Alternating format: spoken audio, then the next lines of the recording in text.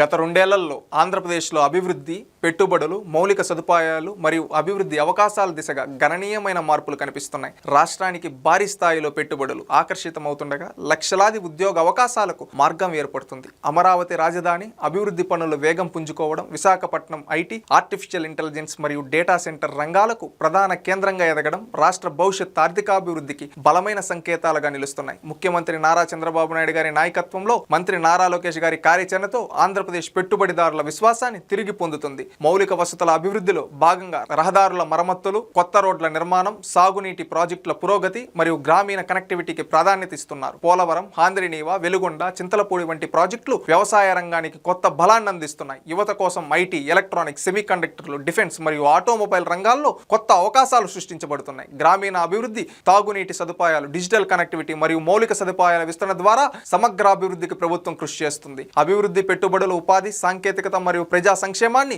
సమన్వయం చేస్తూ ఆంధ్రప్రదేశ్ను స్వర్ణాంధ్ర 2047 లక్ష్యంగా ముందుకు తీసుకెళ్తున్న ఈ ప్రయాణం 2 ఏళ్ల నమ్మకంకు ప్రతీకగా నిలుస్తుంది.